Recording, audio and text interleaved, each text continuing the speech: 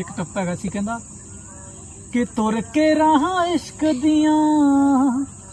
हो गया बर्बाद असी कसम खुदा दी कर देना मोहब्बत अज तो बाद असी जो हिजर विछोड़ दिता है फट सजना मर जावांगे साडे कोलों सिलिया नहीं जाना गल ये नहीं कि छड़ के सानू दूर चले आए दुख ये कि सजना फिर दोबारा मिलिया नहीं जाना गल ये नहीं कि छड़ के सानू दूर चले आए